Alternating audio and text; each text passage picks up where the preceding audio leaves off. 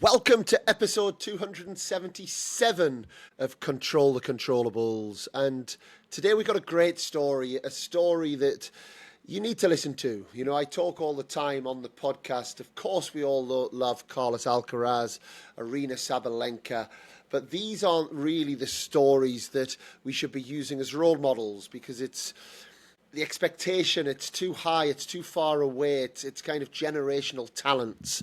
Well, today's guest, Sander Gille, didn't have a distinguished junior career by his own admission, but he's gone on to be a Roland Garros finalist in 2023, a career high of 18 in doubles.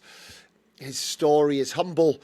He never really had the intention to be a professional tennis player, but he kept working day in, day out, and some would say controlling those controllables, which is what this podcast is all about.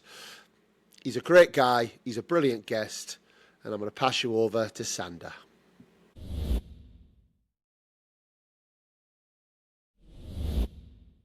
So Sander Gille, a big welcome to Control the Controllables. How are you doing? Thank you. I'm very pleased to be here. I'm good. Thank you.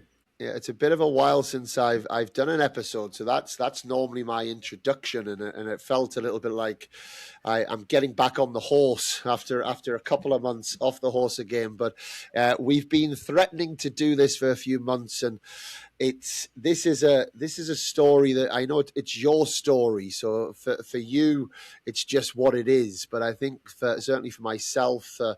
For people listening in the tennis world, I think it's quite a special story, really. The way that you've gone through your career, you've had a career high 18 in the world. You've made a Roland Garros final. You've had a fantastic career to date. Still a long way to go, but I kind of want to make our way through it. But the starting point always for me, Sander, in the sport that we all love, is how did tennis start for you? How did it get into your blood when you go back all of those years? I was just living nearby a tennis club because neither of my parents used to play, but we lived in a small city. I'm from Belgium, so everything is very small. I was living nearby a soccer club, tennis club, gymnastics, and the local public swimming pool was there as well. So at the age of 6, I just started doing all of these different sports because it was nearby. Both my parents were athletic. My mom used to swim, my dad used to run, but they had no experience with tennis. So they just dropped me off, started doing a little bit of everything. Actually combined most of those sports for quite a while because I never had any specific preference for a sport. And then I think at the age of 15, it seemed like tennis was going to be the one that continued. But I was just living nearby, very coincidence. And do you think having parents that didn't know about tennis, the ins and outs of tennis, do you think that was a positive or a negative in your own personal experience? Well, to me, if I'm looking where I'm at today, I think it was very positive. I don't know if I had a different career or a different outcome. Obviously, you're never sure. Then maybe you think, what if? But for me personally, I mean, they were always very supportive. They've never pushed me going into something or practicing more or harder. They just always let me be me. They had a lot of confidence in the coaches I've had along the way. They never intervened, never pushed their opinion. They were we just walked the road, trusted the coaches that we had, and took it step by step. So in that regard, I've always been very thankful for them to just support me without pushing more. And maybe if they had personal experience, maybe they would have changed a little bit here and there. And then who knows what could have been. But to see where I'm at today, I think I'm just very pleased with the way everything went. But do you think, I guess that my slight challenge on this, it's a one I probably have myself, actually, when I think about my playing career, which was nowhere near as strong as your own career, Sander. But I look back and I'm very grateful, thankful for my parents' support and lack of push Yeah. in that regard. You know, it was very much, you know, my world and life. And I think that's enabled me to also go on and do different things after my playing career and maybe keep my sanity as well and, you know, develop certain elements of my personality. But I do probably look back at mine and go, if my parents had pushed a little more, maybe I would have had a little bit more success. You know, now you've almost had the ultimate success. You've made a Grand Slam final, but when you think about, and we'll get to it shortly, your career, things did happen a little bit later, right? You know, which do you think maybe if they'd been a little bit more pushy, finger on the pulse, that maybe it might have led to a little bit more success a bit earlier, maybe a singles career? I know it's a hard one to reflect on, but I think it's quite an important topic because there's a lot of parents out there Yeah. that don't quite know how to position themselves. No, I totally understand the question. I think there's two ways for me to answer. First of all, my parents could have pushed more, but I don't think in a tennis specific way. I Yeah, think maybe more in a character way. yeah, For me, being a competitive top athlete, because as I yeah, said, they're always supportive, but they never push me to be like the greatest. I think that's a different mindset or a different character that you have inside you. Because I feel, I don't know if the others agree, but I feel like I'm always friends with everyone around. I think I could be yeah, tougher, so to say, which is something I don't really want to be. I think I'm very happy with yeah, the way I am. But if my parents had pushed me more to be like tougher at a younger age, then in that regard, I think I could have maybe done something more. Because now I always thought I'm not good enough to do something special. The others are so much better than me. It was not so much of a confidence thing because I was confident, but I never had any layout for me that stated like you're gonna be the greatest. And they're all a little bit yeah. like that in the mindset. So I don't know if they could have pushed me more to do more hours or courts, but I think they could have influenced me differently, like in a mental state of mind, like to be tougher and to go like over my dead body. There, I think could have been a big difference. But if we're talking purely tennis, I would say the coaches could have pushed me more. But then they didn't have the experience of having a professional career or however this world looks like. So I would say the parents are more involved with the mindset, with the character building, and the coach is more of a tennis specific way, if that's if that makes sense to you. No, no, absolutely. I think the thing for me on it, it's like, and I've talked a lot about this on the podcast.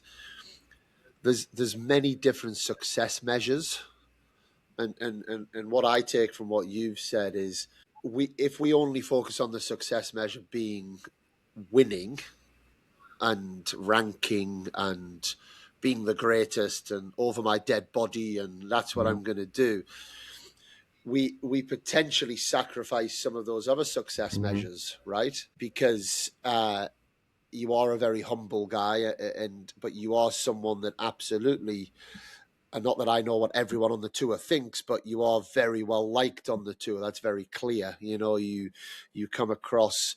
I don't want to use the word normal because that's maybe the wrong word to use as well. But you come across as a very genuine, caring, kind guy on the tour that, you know, speaks to lots of people. And for me, that's a massive success measure as well. To have a place where you belong and have relationships and have all of these all of these, that's what life's about as well. We don't just want the experience of winning at all costs. I don't winning at all costs, but then having enemies everywhere I Yeah. look. A big success measure for me is having a place where I belong, and I've got these experiences to share with people, and I've got friendships that are going to happen after playing career.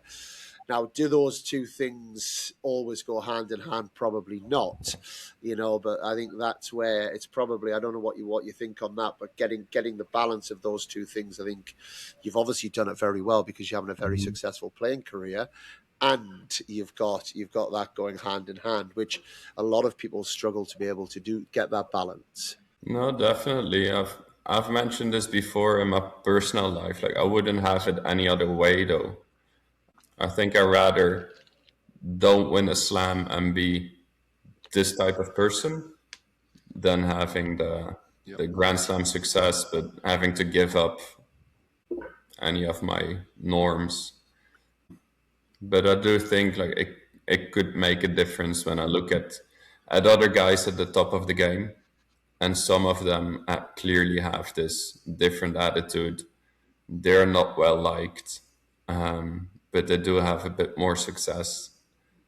And in one way, I think it helps certain of them. But I wouldn't want to give up some like my inner self in order Yep. to reach more success. But It also doesn't guarantee it, right? Because definitely I not. think it has to, and that's where maybe some people go wrong as well. Is I have to they see this image and they think, oh, I have to act Mhm. in that way. But if it's not authentic and it's not real and it hasn't come from the absolute core of your upbringing, then that's almost the worst place to be, right? You're acting like an arsehole and you're losing. Yeah. That's not a good place to be. No, exactly. So, yeah, exactly as you said. That's why I think like my parents could have maybe installed something earlier on without being an asshole, but maybe to be a bit have this mindset from a child age, like, hey, I can reach something. But it was never in the picture for Yeah. me. I was always top five in Belgium, but never the best or never top three. I didn't get Yeah. invited to practice at the federation because I was just always the first one out.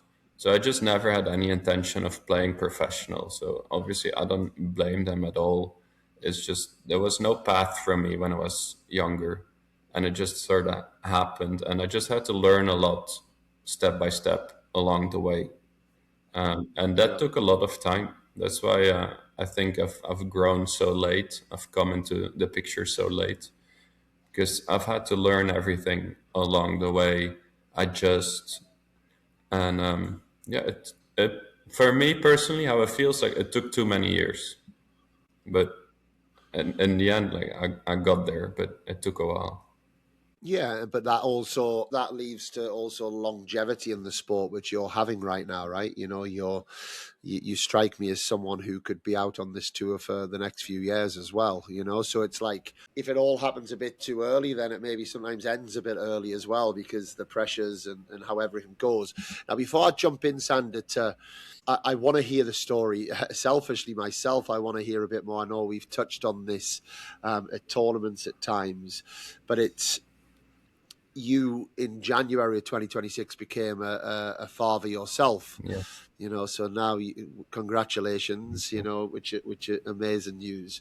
How do you see yourself being as a parent in that regard in terms of, and I'm not talking specifically tennis because we're not psychos here, we're not talking about your 2 month year old becoming a Wimbledon champion, but in terms of maybe sporting opportunities or musical opportunities or things like that, do you think that you will take the stance of your parents?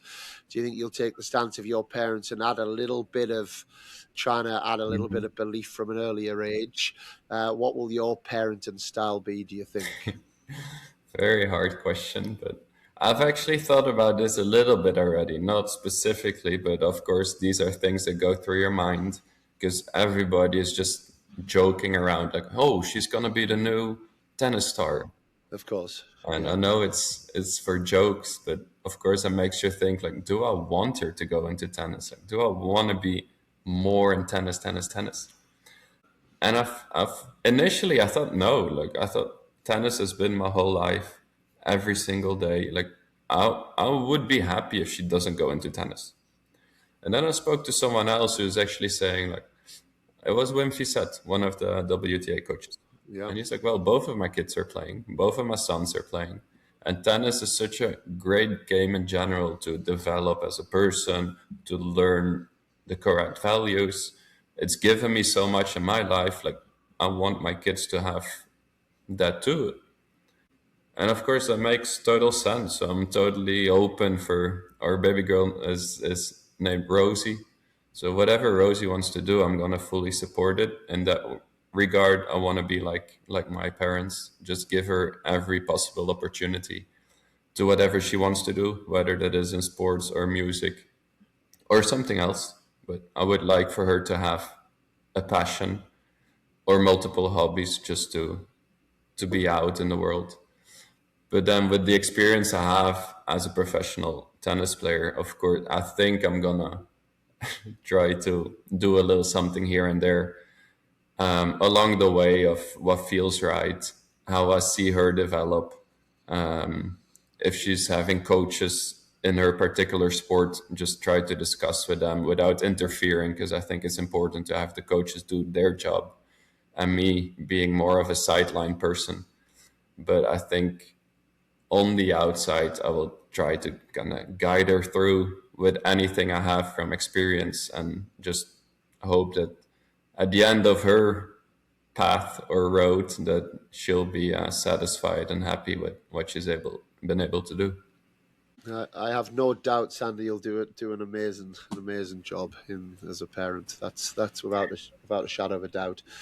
There's something that you said a few minutes ago. You said at the age of 15, you didn't have the intention was not to be a professional tennis player. Mm-hmm. Now, I would imagine you go around the world of tennis academies, you go around the world of performance centers, wherever it might be. The majority of 15-year-olds are saying that they want to be, and the intention is to be a professional tennis player. And I have this conversation with players that are at the top of the game that sometimes they call it deluded, right? They say there's a lot of delusion out there because maybe their minds don't think in that way. What I love about your story is you were the opposite, right? You were probably quite realistic, but then you've overachieved. Yeah. With what it was. So tell us, what did that look like? Because also you said you're top 5 in Belgium, so obviously that's a good level. But at the same time, Belgium is quite a small country. Yeah. So in terms of being top 5 in Belgium, yes, it's a very good level, but it's I would imagine in countries like Belgium, often it's the top 2 or 3 that are really truly international, and then you go a little bit lower. What did that junior career look like? Did it, how much were you playing? You say the intention wasn't to go pro. You then started to make some decisions that maybe tennis was your sport. You said that at around 15. Just kind of paint that picture for us in terms of what that looked like. And then, because I want that to then develop into showing how then the professional, I guess, wasn't a dream, but the professional career did become a possibility. And then obviously you've gone and lived that as well. True, but at 15, it wasn't there yet. At 15, I think I just started practicing more, meaning probably five times a week. So that meant I had to give up the other sports that I was doing, because it was just too much to do multiple sports twice a day. So at the age of And how much were you practicing before 15 then? If you were doing 5 times at 15, what were you doing before that? probably 3 or 4, maybe 4 also, but I would still be I would play in the weekends, but also I was playing soccer matches in the weekends. I would go practice swimming during the week, twice a week or 3 times a week. So it was just a combination of, so it would have been shorter, probably 1 hour a day, a few times a week. And then it just kept growing. And then I guess at the age of 15, it would have been an hour and a half a day and an extra day a week, something like that. But started giving up the other sports around that age. Still no intention to any better. It's just let's try to get better. But then I was 1 year ahead in school, so I graduated high school at 17, and then didn't really know what to do because I wanted to go to college, but not even college in the States. Just I wanted to continue my studies instead of playing any tennis. But I knew if I would go to university in Belgium, there is no time for practices or tennis at all. So at the age of Yeah. 17, I didn't feel like I was ready to give up tennis completely.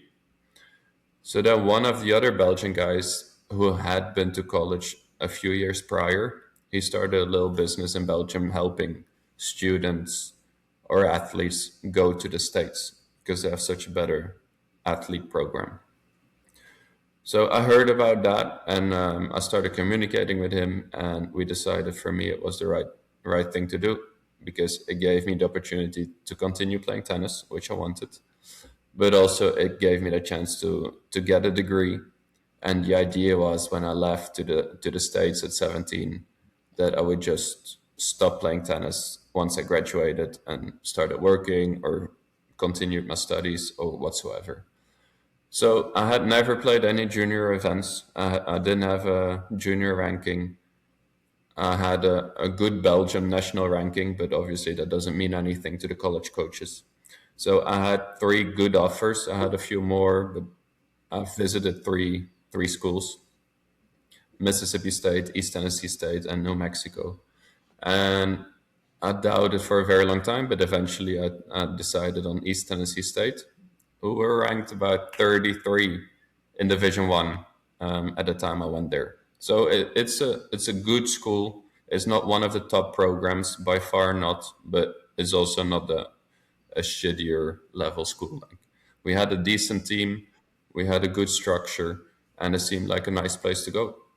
So I spent my 4 years there. There was not a single other guy that played professional or wanted to play professional. So we didn't even have the culture of practicing and going pro. It was just we tried to form a good team.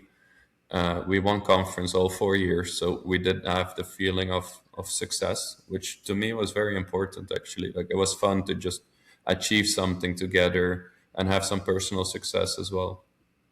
So I just gradually improved year by year because instead of practicing an hour and a half a day, I would spend 2 hours on the court in college and I would start doing gym. I had never ever done gym work before the age of 17. Like Wow. I did my first squats at East Tennessee State. Wow. So of course I started getting stronger. I started improving on the court, and I was just having fun because at the age of 17, you're just like, oh, the world is my place. Like, I was out and about, having fun with my teammates. So it was a great experience overall for me. I matured. I never was a crazy guy, but I just matured over those 4 years, and then I came back to Belgium at the age of 21, having my degree, and just again being at that stage of what now. I decided to just give it a go. In Belgium, there was an academy opening, Kim Kleister's academy. She had just opened her own place after her career. There was a coach that I knew very well from before. So I was one of the two guys, and there were a few girls that just started the academy when it opened. And I was like, okay, let's give this professional life a go. Started practicing a whole lot more daily, and then obviously started playing singles and doubles together, but mainly singles because that's everybody's goal and dream. But even then, not expecting to get anywhere because I had no experience. I even in college, my teammates were not professional. Like I had no clue what a ranking point meant level wise.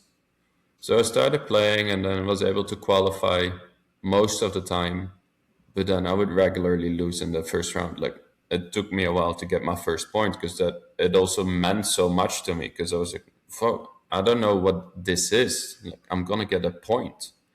So to me, there was also a lot of pressure just feeling how to reach an ATP point, of course, being aware of the money everything costs, but I think that's a common issue for all the players, that just you start spending money, there's no income. I'm not getting that first point, which felt like something huge. So that was in the beginning, it was very tough, but then I did enjoy it overall. I did feel there was an opening level wise, and I just continued. And year by year, I said at the end of the year, let's do another year. Let's try again because I feel I'm improving. I feel my ranking does go up. Sometimes not as much as I hoped, but it was going up. And I started to understand the system better. I started to understand that ranking didn't mean everything. I was like, in the initial years, a guy ranked 300, I would be like, there is not a chance in the world that I can beat this guy because he's 300 and I'm nothing. But then obviously you realize, like, okay, well, the level is not that much different. Maybe he's played a bunch more, maybe he has more experience.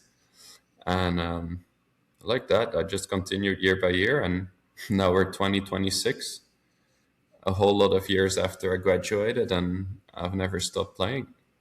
I still kind of have the same mindset of just keep giving it a go and see where we get. Very, very refreshing to hear as well, Sander. Just the outlook. I guess you've almost naturally fallen into a very process driven mindset, Hmm. which maybe because you weren't blurred or almost poisoned, which I think quite a lot of junior players can get poisoned by the sport a little bit with the obsession over rankings from an early age, or into ITF junior rankings, or now UTR rankings, or all of these different things. But a couple of things do jump into my head as you tell that story. And I'm always trying to ask a question that I think the person listening is thinking, because I think people listen to these stories sometimes with a little bit of cynicism of like, okay, but, and the two things that jumped into my head were who was there to guide you through this process, if anybody, or were you kind of making your way through? And then the second thing that jumps in my head is, okay, great, well done, amazing that you're sticking to this process, year on year process. But when you're not picking up ATP points, or you're getting your first few ATP points, you're not bringing that much money Yeah. in.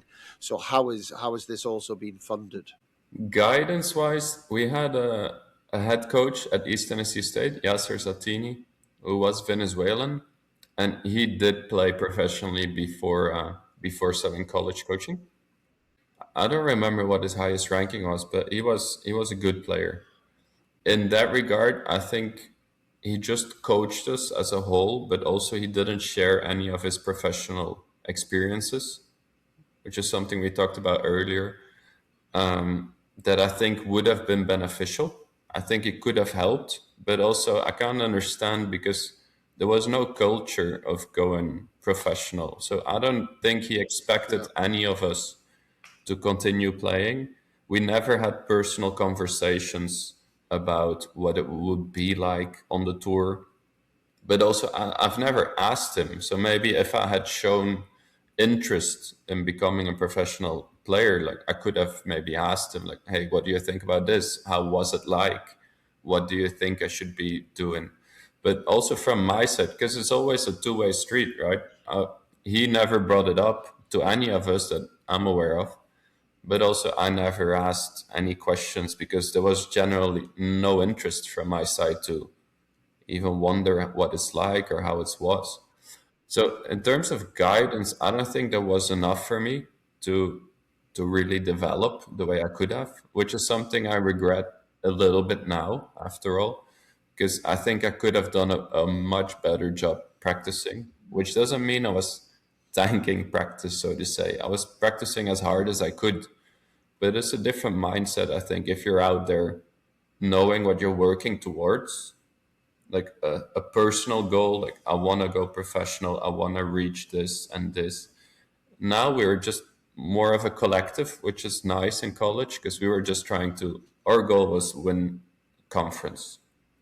So we would be out there every day trying to be as good as we could to win conference.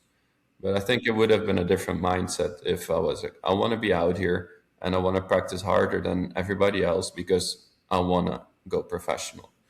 And I think if that part was stronger from my side, from inside, I think my coach could have maybe given a bit more of guidance to me. But there was not enough, so to say. And that's why I also mentioned before that it took me so long because also when I came back to Belgium, there were no real coaches that had personal experience from the tour. So they were just, they're Yeah. good coaches. They always wanted the best for me. They pushed me hard, but there is no aspect of like guiding your way into the circuit, what it's Yeah. like. And I just felt like it took me 4 years to kind of find myself, how everything works, put away pressure from points and all of that. So I kind of missed guidance. I think it could have helped me get better at a younger age. And in terms of funding, of course, it's a big one. And I didn't have enough resources when I started. So I actually did crowdfunding the first 3 years of my Okay. career. Crowdfunding now, I think it's a lot bigger. But at the time that I started it, it was really just coming up, popping up. Because I remember I was maybe the second athlete in Belgium to do it. And there were not many projects. So I had a lot of help from close friends, which I'm very Yeah. appreciative because there was no way I could have done this myself. So there was a group of people behind me that helped me set it up. And we did Amazing. crowdfunding for 3 years, and there was a bunch of people that actually helped me. So I'm pretty much, thanks to them, I'm pretty much still playing. I couldn't have done it without. And then, of course, we didn't reach the goals that we wanted to. I also didn't reach the amount of help I needed or hoped to get.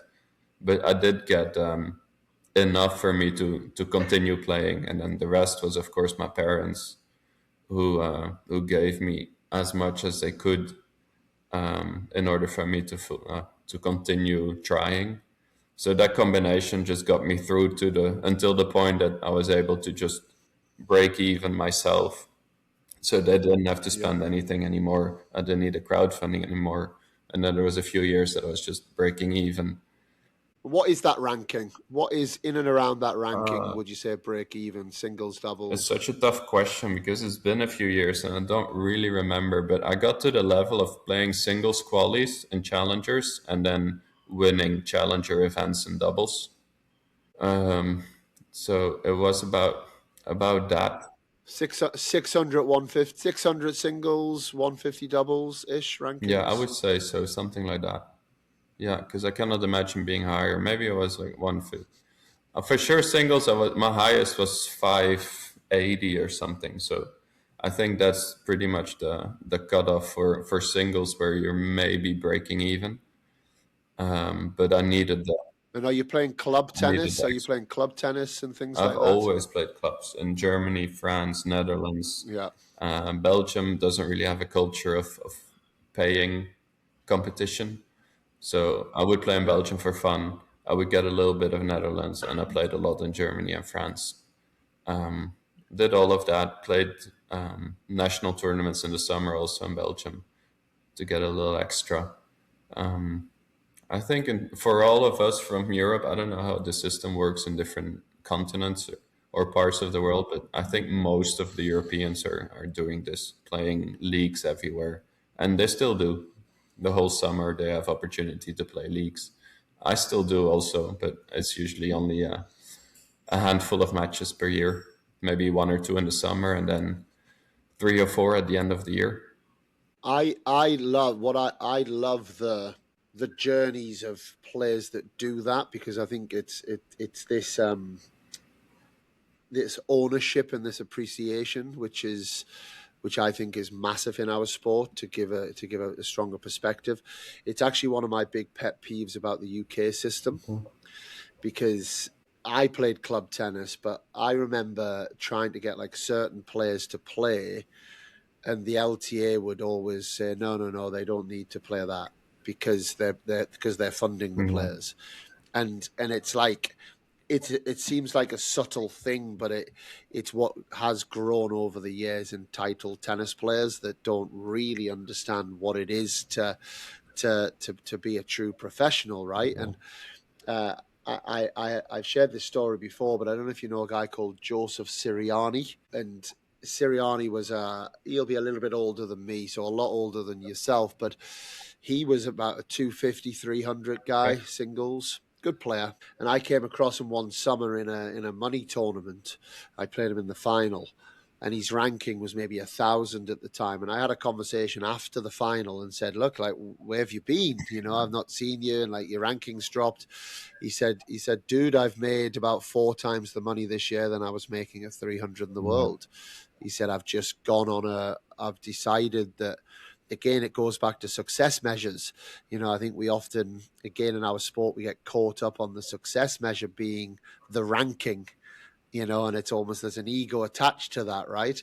Whereas actually, there is many ways of making a living, and there's more and more now. There's ways of making a living. People are doing things with Yeah. influencing, and or they're coaching, or they're hitting, and they're joining it together. But he'd basically done the French, the German, the Italian clubs, the money tournaments, and he said like he was making a hell of a lot more money doing that way, and his ranking dropping than he was just kind of going at it to try and get the ATP rankings. And I like that way that the sport brings this entrepreneurial way of thinking, Yeah. and I sometimes think with these bigger federations, you almost like I was brought up almost thinking that you got selected to be a tennis player.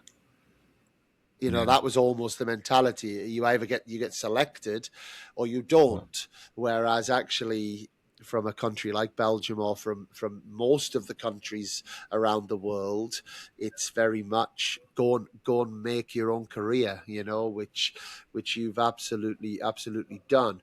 Now that takes me into the bit around the singles to the Mhm. doubles, which I always think it's an interesting one, right? You're sitting at your 580, and then your doubles, you're winning challenges, you may be starting to get some opportunities to play some ATP events. You've also got the unique story of having someone next to you as well, in terms of, I think a lot of doubles players are picking up partners a little bit as they go, and then getting a more secure partnership once they get into the top 100 in the world. But yourself and Joran Vliegen were from, I believe, 2013 playing the futures Mhm. together and doing all of that. So how was that decision made to say, right, now I'm moving into a different part of my career, maybe a different chapter, and it's now time to start focusing a little bit more on doubles?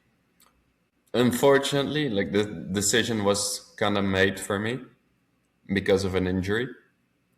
So personally, that helped because I think it's a tough decision. I think it's very hard to give up the singles simply because there's a lot more money to earn, but there's also a lot more prestige to be a great player in singles because doubles doesn't get broadcasted or shown.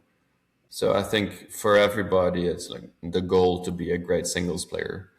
But Joran and I graduated 2012. Joran graduated in 2014, so he also played college. We kind of have the same story, the same background. So we started playing futures together and traveling together, just because we were the only two guys in our academy that did that. So it was just logical. So also we just signed up for doubles to get some extra cash and to just enjoy ourselves because we've played a lot of doubles in college. We're playing well, so it's just we sign in together and we see where it gets us. But the main focus was singles, and we both did quite okay. We had some good singles results, but we were really dominating in doubles. Like we would win basically every future that we played together. So the doubles ranking went up faster than the singles ranking. We got into the challenger qualies and singles, and then challenger doubles where we were still playing really well.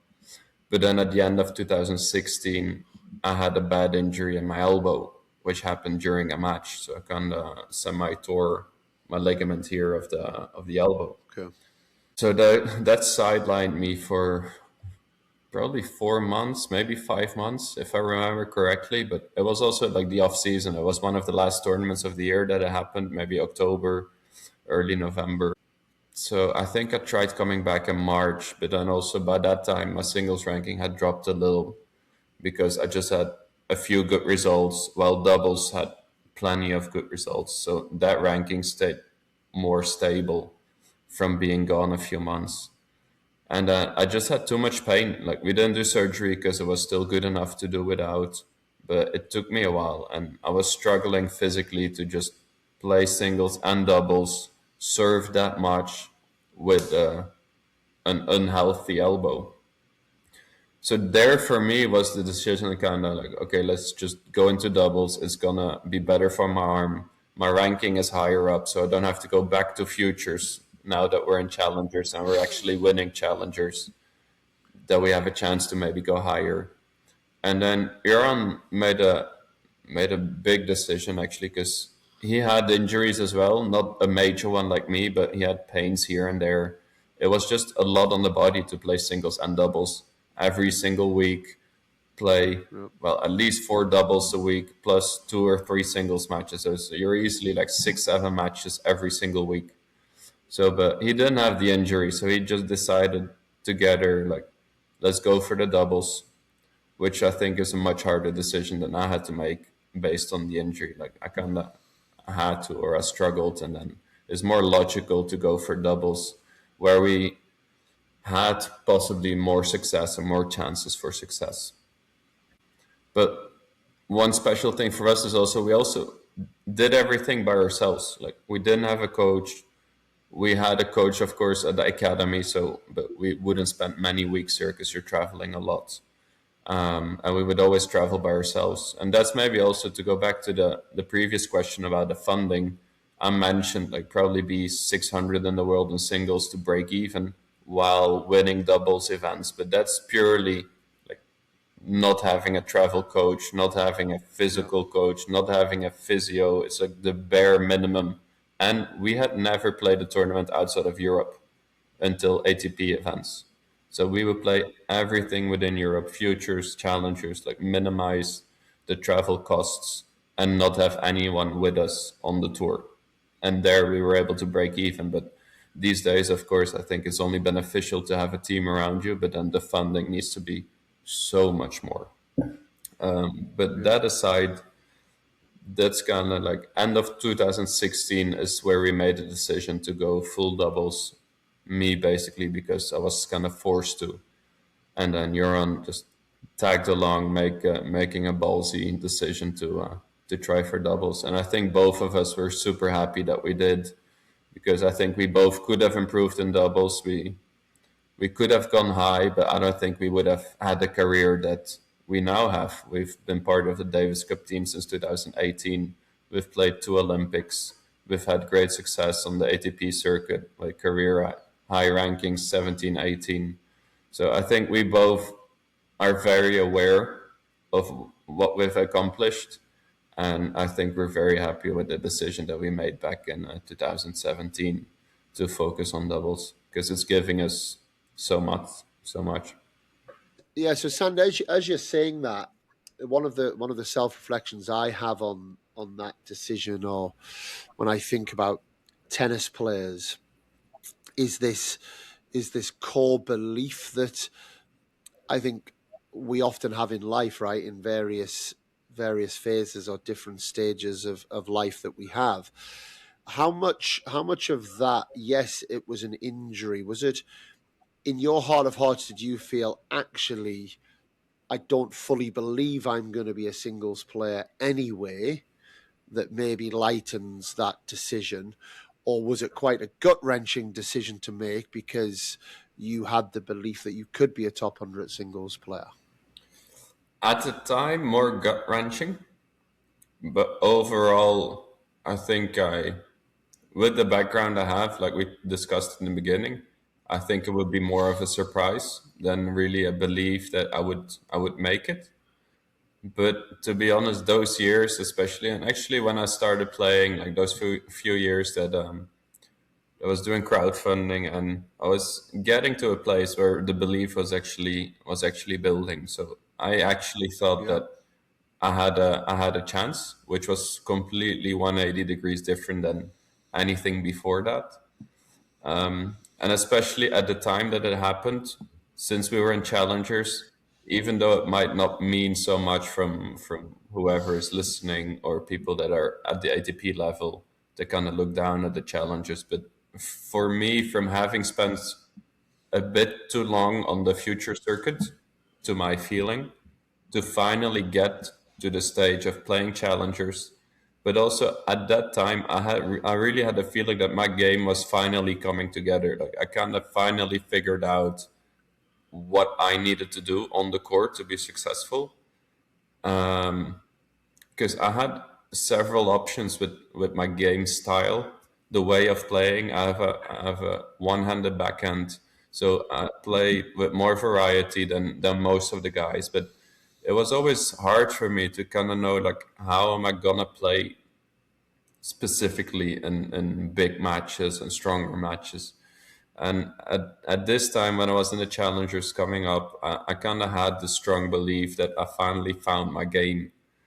So in that regard, having that feeling and then having to step away from it was really hard. Now overall, I think it was still a good decision, because I Yeah. do believe that we had more potential in being successful in doubles. I think if you had a percentage on it, it's like we probably have a 75% chance of being successful in doubles compared to 25 in singles. So in that regard, it was a little bit of both, but especially the way I was feeling on the court in that particular moment, it was very hard to still make that decision to like give it up and try something new, because it took me a while to get to that place, and then when you're finally there it kind of stops. So it was hard, but I'm still very pleased, like I said. I have to ask you on what you said about you finally felt you found your game. I've got this visual of like you've turned around a corner and behind a bush all of a sudden you found your tennis game, just randomly, or Mhm. it's just appeared, which is obviously not the case. What is that process? Because it feels to me quite often the process holy grail of tennis is finding identity, having clarity, identity of character, but also identity of game style, identity of, patterns, what you want to put on the court. Just give me a little bit on what that process was leading into you finding your game. Great question, also hard to think about. I think it was a combination of both character, but the way I was coming up. So like I said, I had a one-handed backhand which gets targeted most of the time because it's a general concept that Yeah. one-handed backhand players, that must be the worst shot that they have in their arsenal. Well, of course, when you look at Stan Wawrinka, it's like not at all. But usually you're a bit weaker on that side simply because you're only using one hand. So when I was growing up, I was always fairly small, fairly slim. So I did struggle a lot at a younger age because I didn't have the power to go through. So in that way, it kind of helped me back coming into the futures, into the big level, because you've been using the slice a lot in order to compensate for the weakness and strength, and then you're coming up to the big guys, the future guys coming from nowhere. And then you also start watching some tennis, which is something I never did when I was little. And then you see Wawrinka hit like outrageous backhands. You see Federer having the most beautiful backhands. And I think it's just you try to do what you see, but it might not be effective for yourself.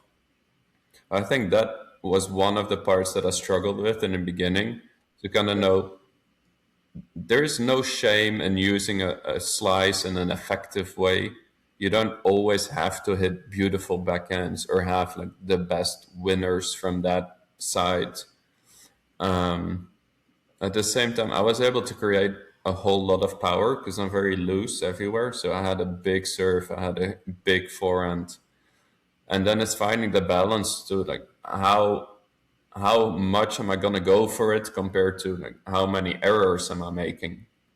And when you're younger, I think it's just like you try to go for it, you want to hit winners, but you're not fully aware of how many mistakes you make.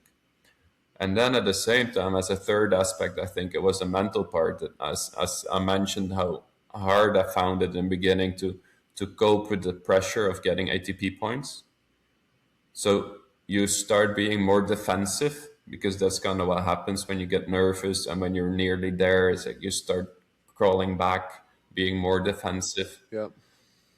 instead of being playing the aggressive way that you do in practice or that you're able to do. So I think those three aspects kind of came together at the time that I was mentioning when I got injured. It's like I finally found the level of aggressiveness I wanted to play at, because when you have weapons like I had, I think you need to be aggressive. There's no point in going backwards and just trying to make as many balls as you can, even if it means you're going to make more mistakes than some other guys.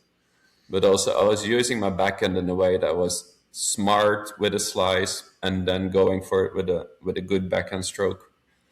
So I think I clicked in those terms. I kind of knew how to use my Yep. backhands in a efficient way. I knew how to use my strengths in a clear way without overdoing it, without crawling back from the pressure of being close to whatever goal you have.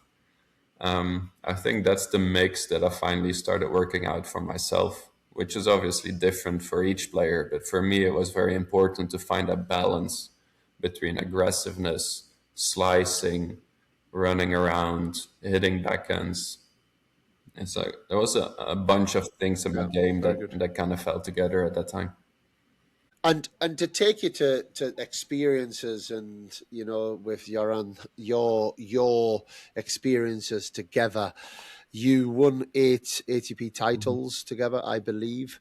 Obviously, Davis Cups, Olympics, which I do want to ask you about the Olympics. There's a lot of British people that listen to this podcast, so sorry that I'm going to take you to that match. But there's also a Roland Garros final, in 2023. In terms of that experience, taking now that we know more about you, we know this journey you've been on. At 15 years old, you don't even have the intention to be a player. You've done 4 years at college. Okay, great, 4 years at college, but still not really an intention to be or thinking or having the vision to be a professional player. Give it a bit of a go, try it a bit. Here you are playing with a mate of yours. Just why not? We'll give it a go. And now you're in a Roland Garros final. There's all of these people that have supported you, whether it's crowdfunding, whether it's emotional support. I would imagine so many of those would have been there in Paris, or certainly would have been in front of their TVs. Talk me through that 24-hour period leading into a Roland Garros final. On the back of everything else that's kind of brought you to that point. I think many people might laugh with this, but to me, in a particular way, it was the worst match I've ever played. And I'm not just talking level wise, I'm talking the whole experience in itself. And I can so clearly remember because it's something I'll never forget, but I've also learned a lot from. That whole Roland Garros as a whole, those 2 weeks, I think we just clicked. I think you need some luck to go all the way in a slam. There's no doubt about that. You need to have high level for 2 weeks, but you need some luck. And I remember beating Maktic Pavic in the first round, who were second seeded or third seeded. So it's a big match, but we were ready for it and we knew we could be dangerous. But also know that in the third round, we get moved to center court because it was a walkover from one of the girls, and we play Roger Vasselin and Santi Gonzalez, and we're down 5-2 or 5-3 break in the third, and then they cramp or they have an injury when they have to serve it out, and somehow we come back and we win in a super tie break, and all of a sudden we're in the quarterfinals for the first time. So that's what I mean. But we had some luck, but we were just playing really well and taking it match by match, and then we get to the final. But along the way, because we start doing these interviews also, we never get asked for interviews, and then you win a couple of rounds, and then there's like interview here, interview there, and everybody's step by step, round per round. There's more attention, of course, but there's also more people that start writing me individually to my WhatsApp, to my Instagram. It's like, wow, like what you guys are doing is unbelievable. Like who could have ever imagined? And the word I start reading the most is like enjoy the moment, enjoy the final, like just have fun out there. And to me, I did have a major mental shift in 2019 once we started winning ATP events. That I had a strong belief from that moment onwards that I could make it all the way, which is weird because it came from nowhere, but I had a huge mental shift. So to me, playing at the biggest stages, it never meant something more because I never dreamt of it. So that Roland Garros, I was just going match per match, but we were beating some of the top teams, and you kind of feel you're in the flow because everything is going your way. And I kind of got very distracted by the outside because to me, it was not a surprise that we were in the final. To me, it was a moment that finally everything clicked, but I knew for several years that we had the level. I knew that we were working hard enough to make it there. I knew we were just missing like a little bit of luck here and there, like maybe a point here and there before. So to me, just reaching the quarters first, getting through that, reaching the semis, getting through that, reaching the final, to me, it wasn't a surprise at that time. It was more of like, I knew we were able to do this, and now we finally did it. And from all the outside information that I got, it's like unbelievable and joy. And I struggled so much those 24 hours, if you're thinking, because I went from just taking it as another match that I've always done. Like I never really feel nervous playing a match because it's just my job, it's what I have to do. And there also, I never dreamt of myself holding a Grand Slam trophy. So to me, playing that final didn't mean more than just, I'm aware it's a Grand Slam final. I'm aware it's more prestige, but it's not a lifetime goal. So there was no more pressure for that. And I felt horrible on the court because I was just trying to enjoy, which is something I've never thought about before. It's not that I'm not enjoying myself out there. It's just I was thinking I needed to enjoy this moment so much that I couldn't. And our level dropped dramatically. Like we didn't play a good match. There was no atmosphere because it got super late and we play after the women's final. So it started raining, so they closed the roof. It's like the whole experience in itself was horrible for me. And then of course, like you give it some time and you reflect on the whole tournament, the whole week. And then it's kind of a shame that we didn't get more out of that final. But I remember it being like a wonderful 2 weeks that kind of had an anticlimax at the end. And I feel I kind of lost myself in the outside bubble there. That like I had to feel something that I wouldn't feel personally, and I wanted to do something that wasn't coming from myself. And in that regard, I've always found it a little shame that I couldn't get more out of that moment. But I never felt pressured for being in the slam final or being there. I think it was just very much deserved based on everything we had gone through. I think it was a wonderful reward for both of us to live that moment from all the way that we went together, like from futures together. Like I will never forget that aspect. So in that regard, like it was probably the best moment we've had in tennis. It's just a shame that we couldn't do something special in the end. In terms of that, firstly, thank you for sharing that, because I think that is a really authentic, vulnerable thing to share that I think a lot of people will take a lot from, and I think it's highly interesting, you know, and I think the bit then for me with doubles, if I take your partnership with Joran, you're quite unique, okay? If you outside of probably the Bryan brothers, you know, outside of the Bryan brothers who are blood, so they've spent pretty much their career together. Hmm. You know, it's not overly normal to have a partnership for so many years. So 18 months later, that partnership did come to an end.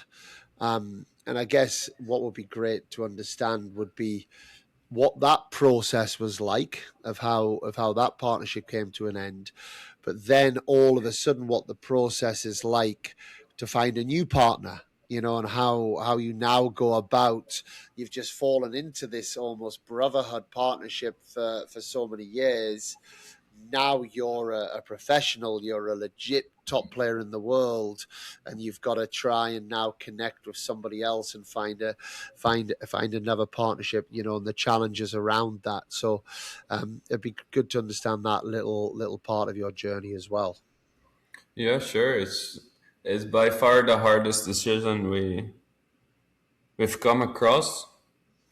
There were so many things that we did really well, and we had good together. So you're always aware of what you have and what you don't have. I think that made it special for us also because there's a bunch of guys, like you said, that just split after, I don't know, a few months, 1 year, maximum 2 years.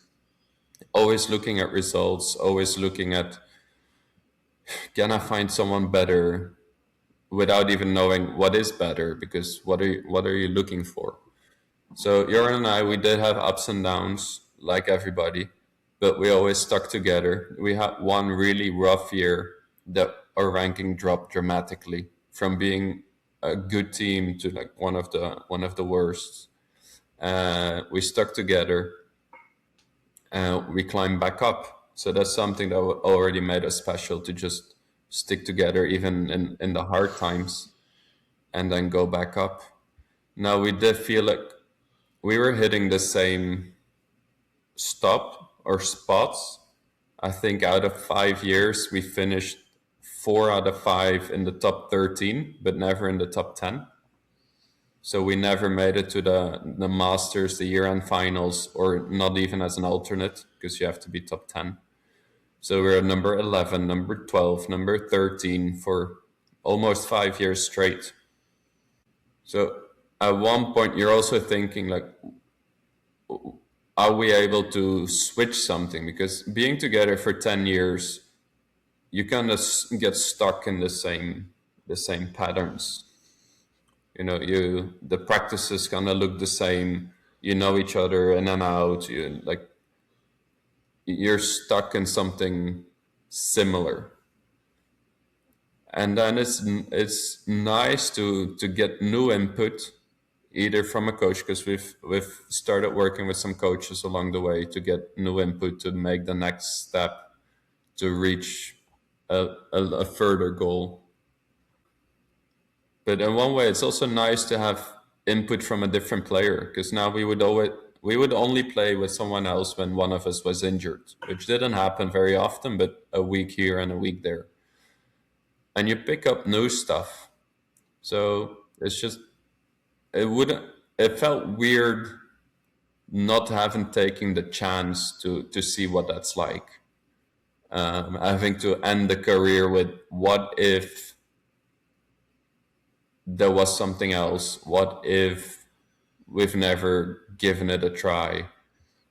But also always keeping the option open to come back at some point together. It's like, I think what most other teams or other guys struggle with also is just being open and without going behind the back first, like finding new partnerships and then telling the guy that when it's already done, like, oh, let's split up.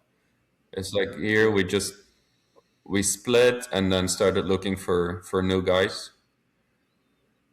And in one way that makes it easier to just look at each other. Like now we still play Davis Cup together and I feel like we're still good, while other people that split, they have no interest in seeing each other, talking to each other anymore. It's like it ends bad. For us, it's like it feels still good. Like there's still the option to practice together. There's still very much the willingness and the happiness to play together in Davis Cup. Who knows for Olympics in 28 in LA? Who knows if we come back on the ATP circuit together? But we've seen each other now after splitting, and I've seen his game, and I guess he's seen mine. And there is things that I clearly see that we have improved, that maybe we could not have improved by staying together, if that makes Yep. sense. I think you get new influences, new input. Having a different partner forces you to adjust your game, adapt your game. And in that way, I can only talk from my side, but that feels like I've improved a lot, both in my game, but also mentally. Um, you have to grow and adapt more with different people. But then at the end of the day, I still think it's best to have a fixed partnership rather than just hopping around from partner to partner, because you don't build anything. It's just you go from result to result, and as soon as you feel it's not good enough, you switch, which is kind of what I experienced last year.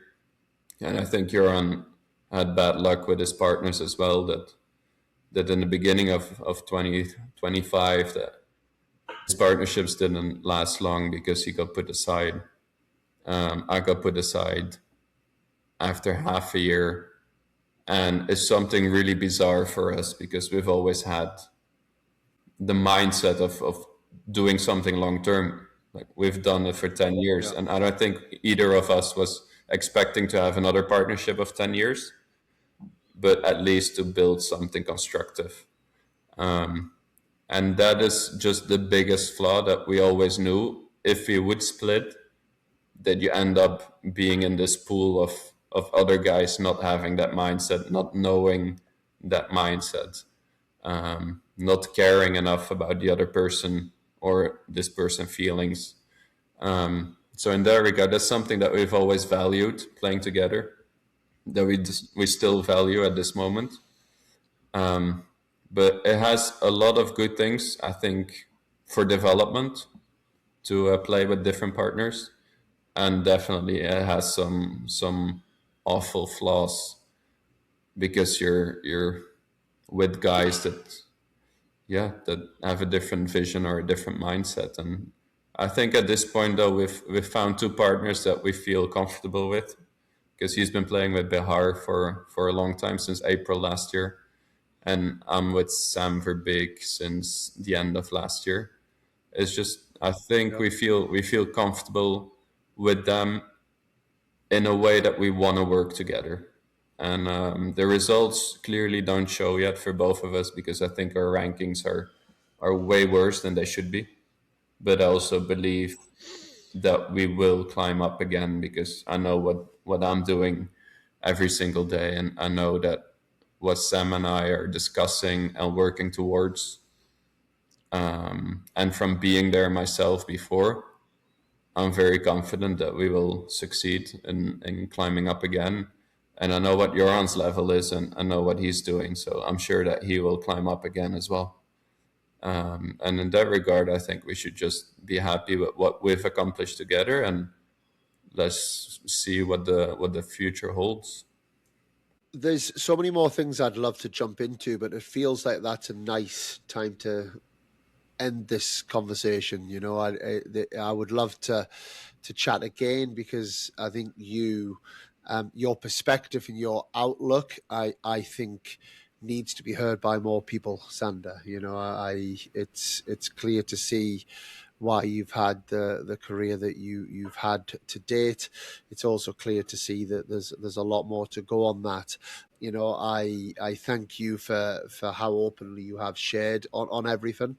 I can't let you go though before we do our quick fire round that we always do, control the controllables. So are you up for the quick fire round? I am, as long as the connection keeps it.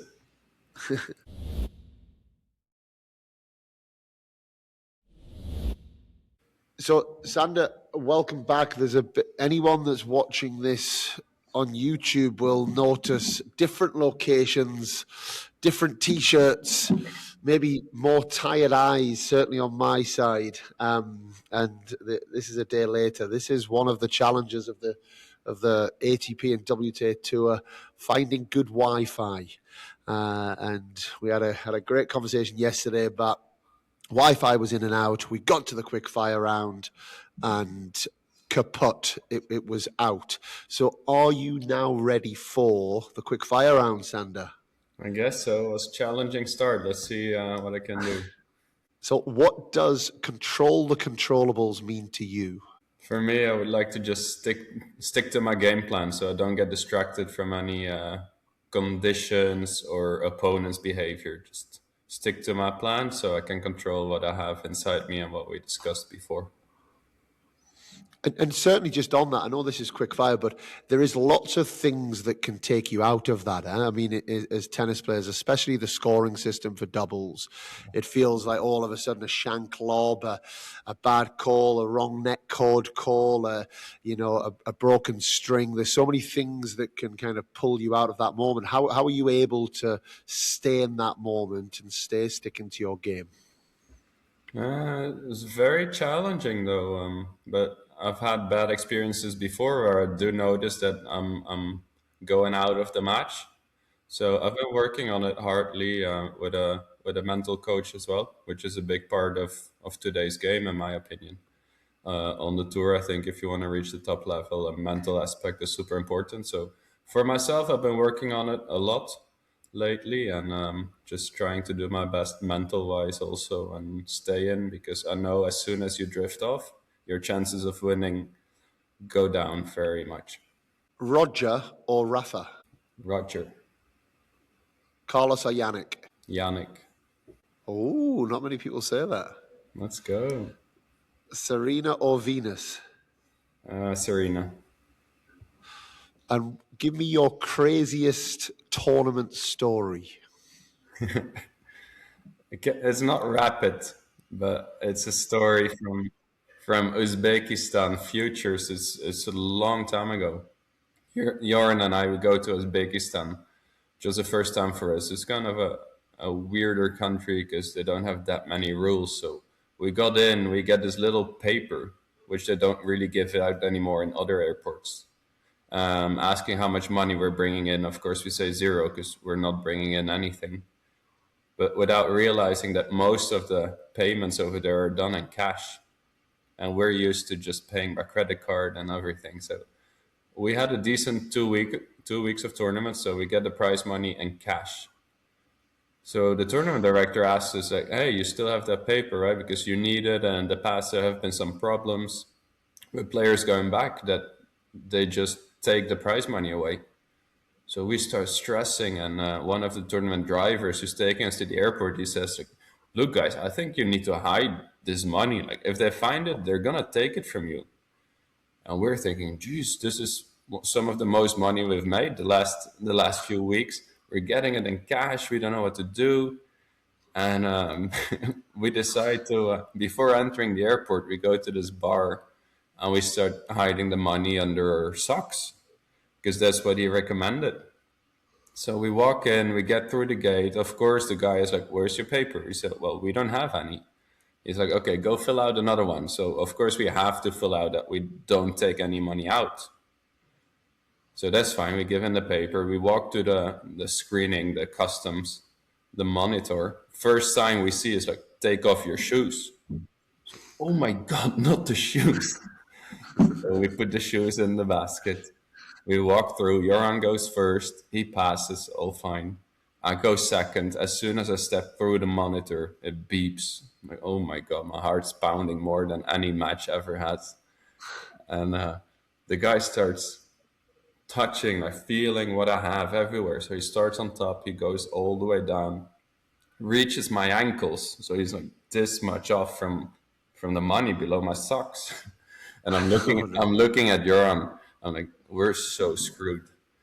And he stops right at my ankles, and he's like, "All right, you can go." So we passed. Like, we thought, "Oh my God, this was the worst." Our money completely soaked of sweat under our feet, but we managed to get home with our little prize money. Brilliant. I love it. And what about accommodation? Give me your best ever accommodation that you've stayed in at a tournament and your worst. Wow. Best might have been Doha. I just liked it a lot. It was very fancy. I think it was a Ritz-Carlton in Doha, where of course the facilities are really, really nice. It's very luxurious. There's the pool outside with the warm weather, so I enjoyed that. Worst? Well, actually, now that I've talked about Uzbekistan, it comes right back to mind because the shower was leaking, the bats were cracking everywhere. There was barely any hot water. And I was sharing the room with Joran, which was not enough space for the both of us. So that might have been the worst I've ever been. I tell you, I hope there's no one from Uzbek listening to this podcast. You know, Hope so there's, too. I'm sure that they have improved over the years. Must be great now. I'm more worried about the government if they're listening to it. You know, retrospective, taking money out the country. Your favorite pre-match snack? Snack short to the match, it will be a gel from 6D, a peach flavored gel. Just before a lunch, I would usually have pasta or rice with chicken. Very standard. If you could take one shot from another player and add it to your game, what would it be and who would it be? In history, doesn't have to be a current player. Nice. I will take Stan's backhand. Lovely shot. Unbelievable, huh? Yeah. It's just an absolute joy, and we still get to watch it for a few more months. So if you could play one more match, win or lose, just for the experience, what would it be? So not necessarily Roland Garros because you want a different outcome, but just to have the experience, what would it be? Then I would guess a Wimbledon final. I simply think Wimbledon is one of my favorite tournaments because it's one of the most beautiful places I've played tennis at. I've played on every center court except for that one. So that's something that's missing as well that I would like to experience. And just simply because of the history there is around Wimbledon, I think that would be the place and the match to play a final over there. And at this point, I said earlier in the chat that I would ask you, there's a lot of Brits that do listen to this podcast. Our most downloaded guest of all time was Sir Andy Murray. You had the experience of playing him in his final Olympics, and alongside Dan Evans, who's also been on the show a few times. And I know it wasn't a favourable result for you, 11-9 in the third set, but just talk us through that experience of playing Sir Andy Murray at the Olympics at Roland Garros. Very special, of course. I've looked up to Andy his whole career, but I wasn't really following any specific tennis player. So in that regard, I wasn't a fan of his game, but I did admire his fighting spirit because I do remember watching at my grandpa's place when I was a little kid. I saw him already play at Queen's, and that's the only tennis tournament in my life that I've ever watched on TV. I remember it well, and of course he was there coming up, and I remember his mom cheering, and I was like, who is this? And then I got to play on the tour, and I just met him several times and saw him compete. And then as I understood what it took to be on the tour and how tough it is, I really started admiring his his fighting spirit and his game. And then, of course, I got finally a chance to play against him in his last tournament. And we had 2 match points. And I actually remember serving at 9-8. And it did go through my mind. It's one of these things that we just talked about, that sometimes you get taken out of the space. I remember only having it 3 times in my life, actually thinking about who I'm playing. And I remember at 9-8 serving, I'm like, I'm going to finish Andy's career.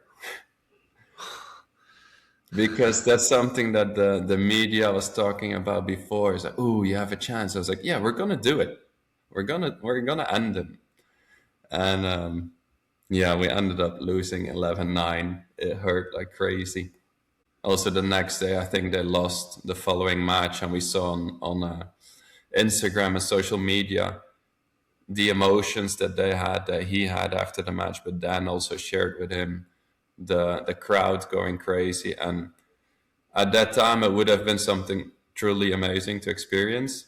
Not beating him, but being there for those last moments and those last emotions, and is something that, yeah, I think it's a shame that we couldn't experience, because it was a beautiful moment, even online on social media.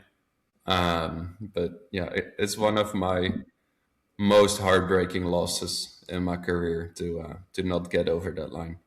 I get goosebumps when you tell that story.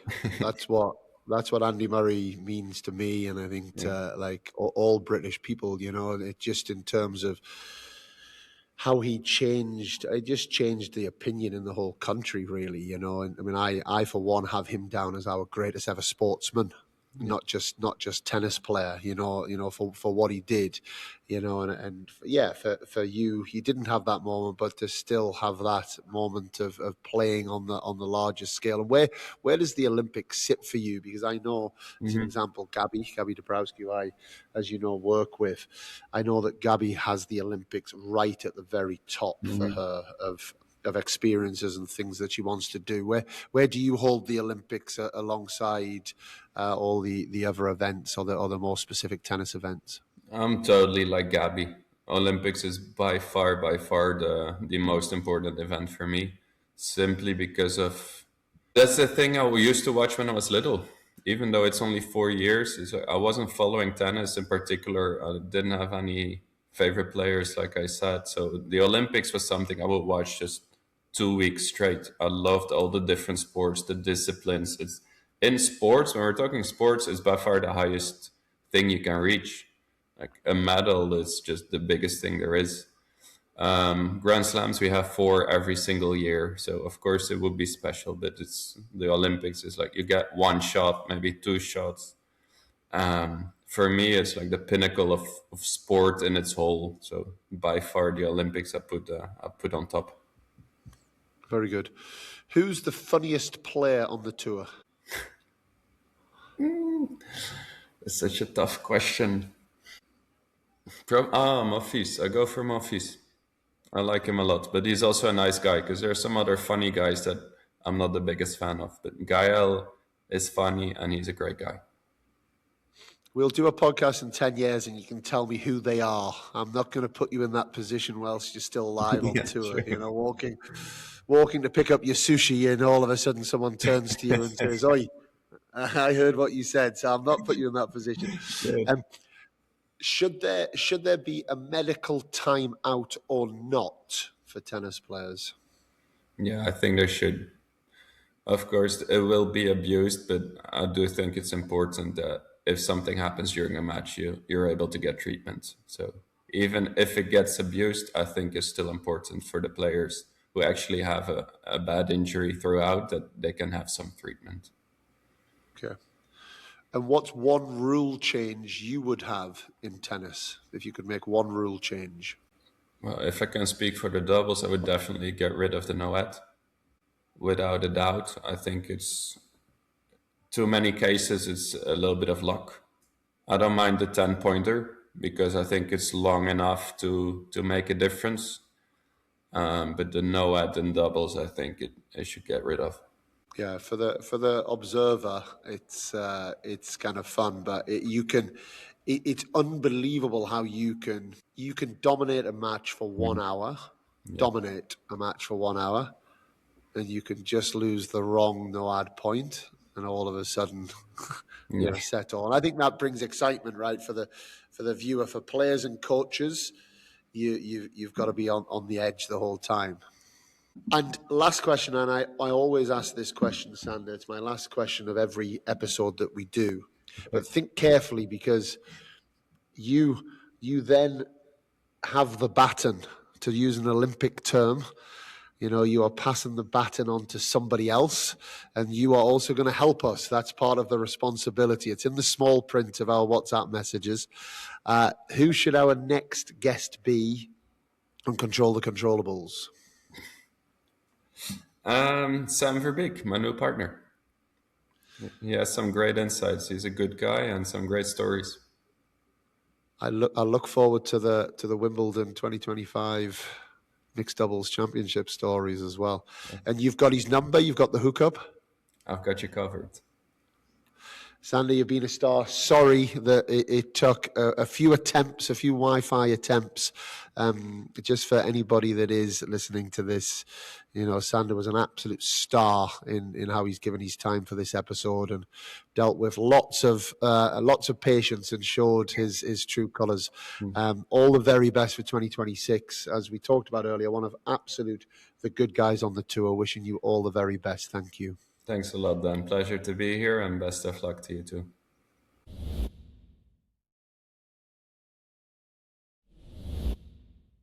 And I don't think I exaggerated at the start when I set it up.